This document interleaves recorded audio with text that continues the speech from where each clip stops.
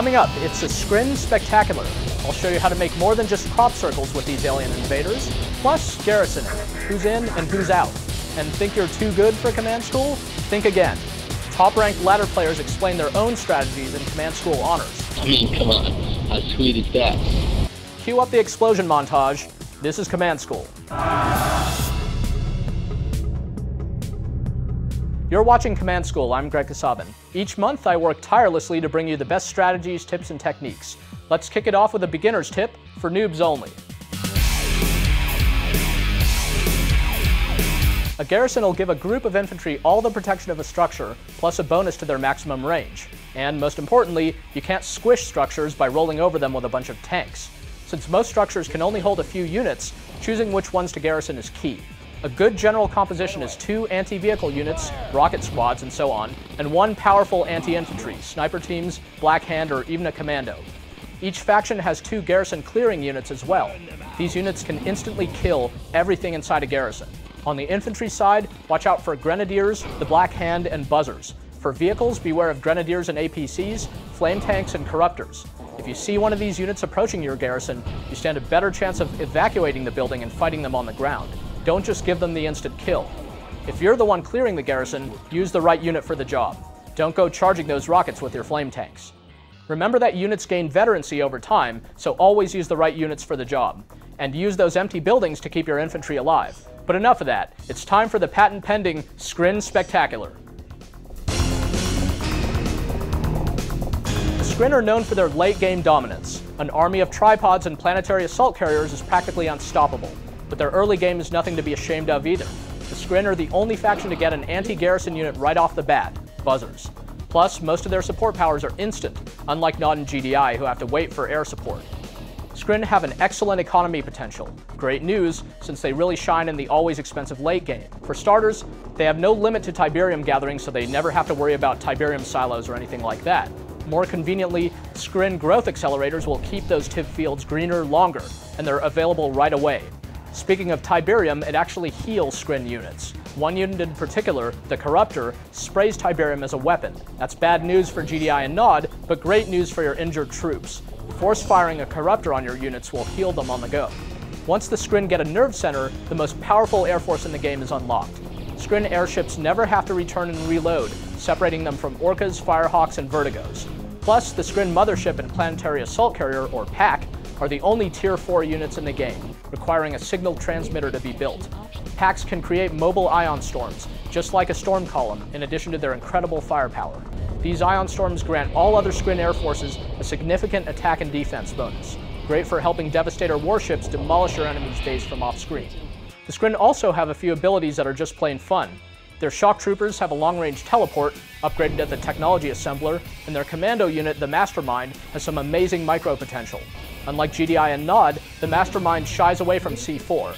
Instead, he controls units and buildings. You can capture and sell to achieve that same C4 effect, or you can use the enemy structure against the enemy. Try capturing a barracks, cranking out a bunch of engineers, and taking over the entire enemy base. Don't forget to try the Wormhole support power as well.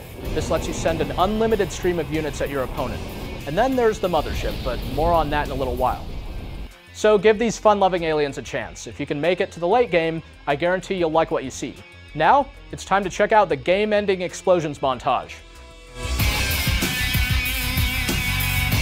Each faction has its own super weapon. The Rift Generator for the Skrin, the Ion Cannon for GDI, and the Nuke for the Nod. The Rift Generator is the only instant cast weapon, meaning it's really useful against enemy armies as well as structures. Oftentimes, wiping out an entire army is much more devastating than taking out a few structures. The Ion Cannon is the least effective superweapon against armies, as it gives away its location before dealing full damage. But the Shockwave Artillery is a GDI support power that doesn't give away its location so much. Not only does this ability deal damage, it also uses an EMP power to power down vehicles and structures. Nod has the most endgame base killers, the Nuke, Catalyst Missile, and Tiberium Vapor Bomb. The Catalyst is especially good against enemy refineries, and the Tiberium Vapor Bomb, while expensive, can severely damage or destroy most enemy structures. All of these abilities, coupled with a few stealth Vertigos, can lay waste to almost any base. Of course, so can a bunch of avatars, especially since there are health and damage buffs in the 1.09 update. One of the most fun and difficult endgame units has to be the Skrin Mothership.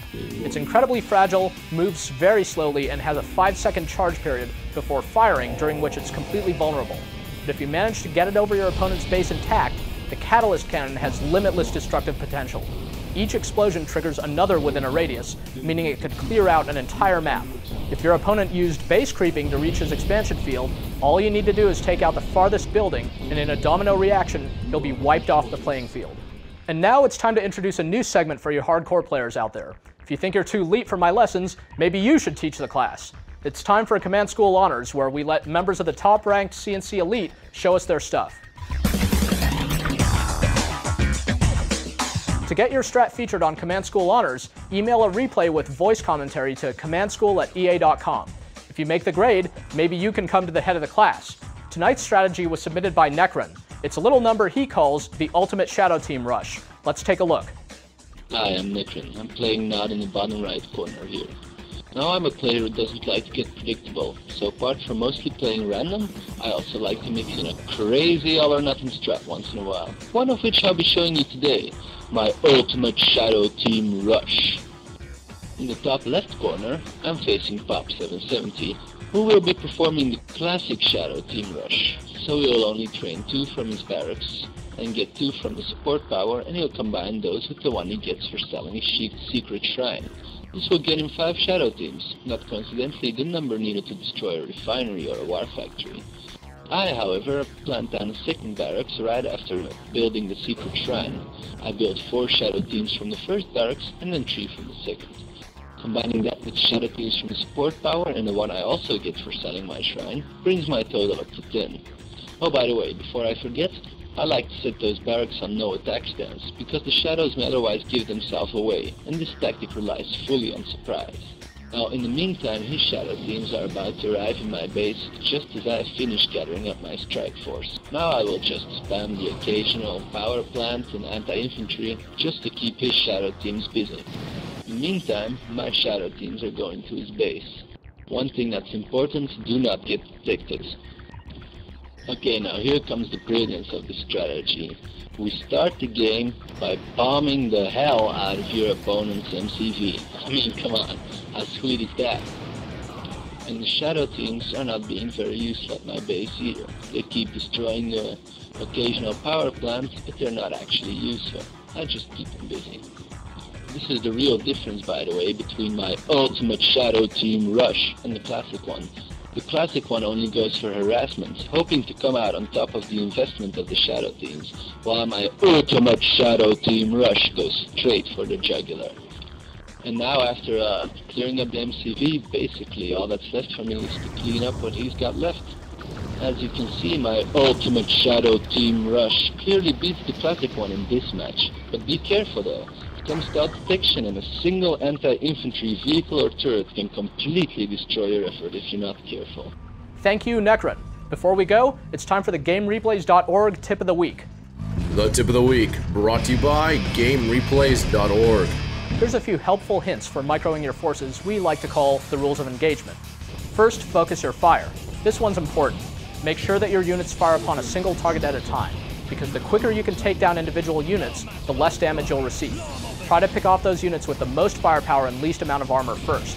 Pay special attention to what's killing your units the quickest and unload on them. And always kick them when they're down. Target those units that have already been damaged. In order to see which units are ripe for the picking, bring up health bars by pressing Ctrl and the tilde key. It's the key next to the number 1. Check out more tips at GameReplays.org. Well, that about does it for this month's Command School. So go sharpen your Skrin skills, own your micro, and try out those game enders. Dev-tested, player-approved. For Command School, I'm Greg Kasavin. Watch new episodes the second Thursday of every month, only at commandandconquertv.com.